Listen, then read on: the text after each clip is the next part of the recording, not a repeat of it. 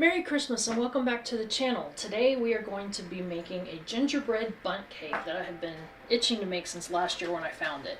It's again from the Kitchen Fun with my 3 sons, so you can check out her website for the recipe. The ingredients it calls for are 2 3/4 cup of flour, 1 teaspoon of baking powder, 1/2 teaspoon of baking soda, 2 teaspoons each of ground ginger and cinnamon, 1/4 teaspoon each of ground nutmeg and cloves, 1/4 cup of oil, I'm using olive oil today, 1 1/4 cup of light brown sugar packed, 3/4 cup molasses, 3 large eggs, 2 teaspoons of vanilla extract, and 1 cup of sour cream. So to begin with, we are going to grease our pan like I did last time with some butter.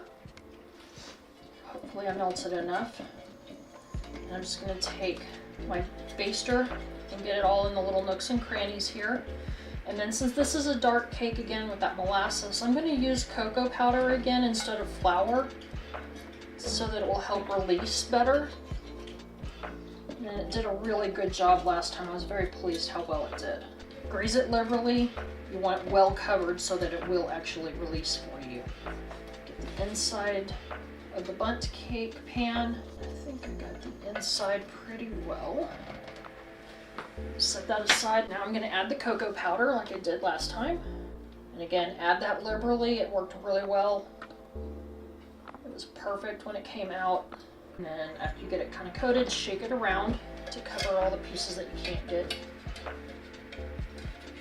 Okay, this is the pan I'm going to use to place it on so it sits evenly in my oven. Now that we've got that prepped, I'll move it aside. I've got my oven preheating to 350 degrees.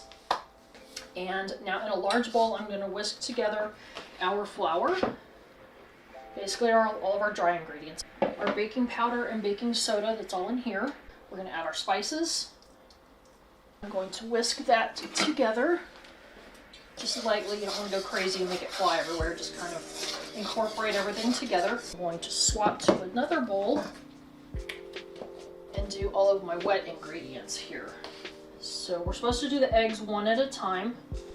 We're going to add the brown sugar, the molasses, and I put my oil in here first before I added it to the bowl so that the molasses comes out a little bit easier. That's a nice little tip for you. It helps you to not waste and makes it easier to clean out. We also need to add our vanilla to these 3. We are going to mix this to combine it. So we'll scrape off our spatula here. Set it aside for later.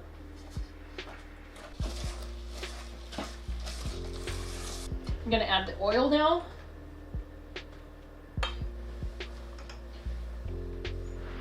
Scrape out that bowl.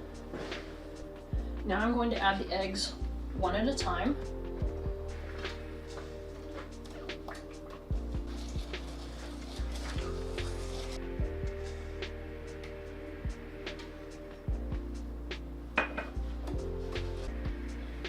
One.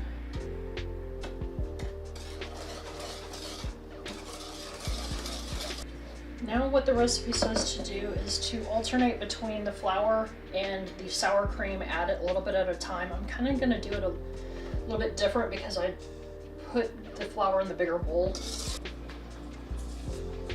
And again, scrape out that bowl, get all that yumminess out, and not waste any of that goodness.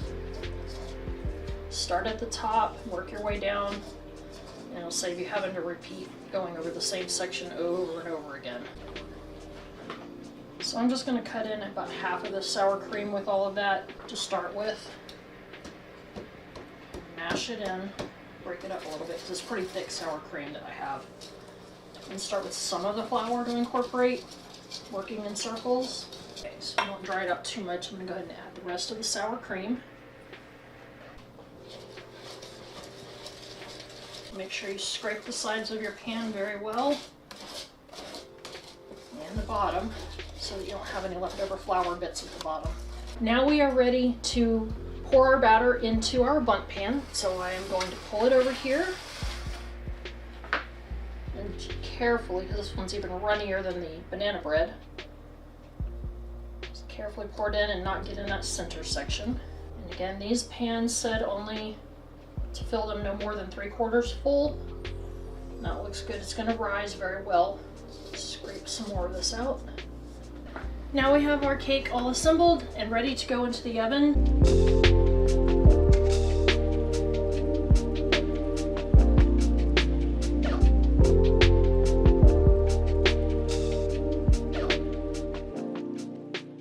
Now we have cooled off our cake for about 15 minutes, so we're going to try to flip it upside down and see if it comes out cleanly. I always like to put the pan on top so you don't have to worry about anything falling, no matter what you're flipping. All right. Beautiful. 2 for 2. All right, we're going to let this cool down all the way, and then we will come back and do some decorating. I know that this recipe calls for cream cheese frosting, but my family is not big fans of that, so I'm going to do a simple glaze, something that they'll actually enjoy.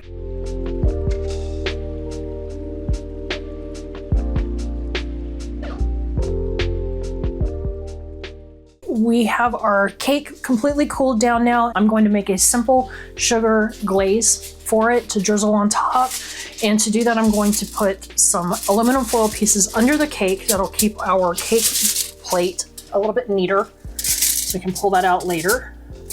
Put one around each of the sides, and it'll catch that extra drizzle of the icing. For our glaze, we're going to use powdered sugar.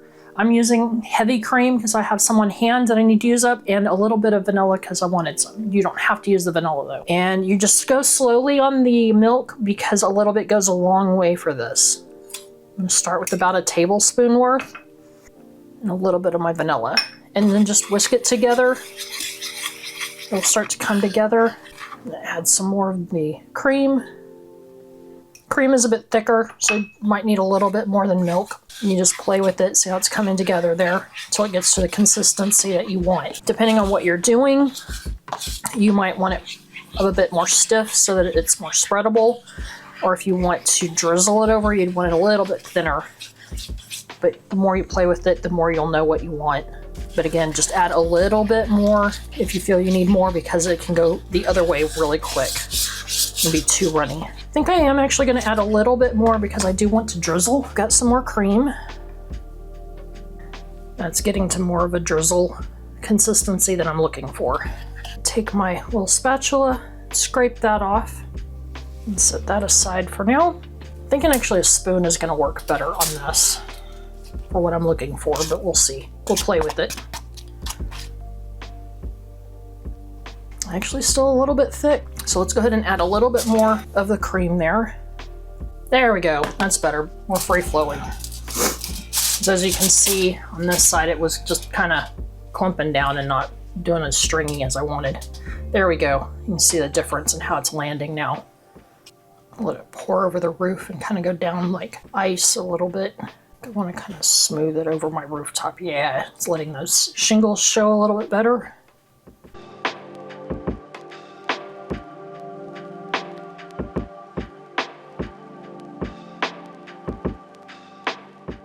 And you see whenever you pull out the foil just how much more clean that makes the base look, so that you can easily cover it and not get anything on your lid, and it just looks a bit more presentable.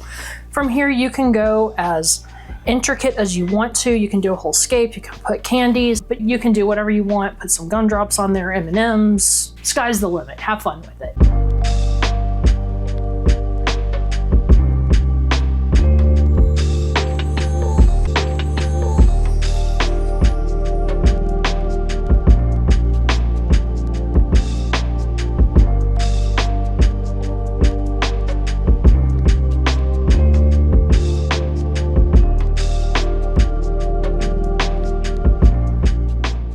We hope you enjoyed hanging out in our kitchen again, and we hope again that you have a very Merry Christmas. We'll see you next time.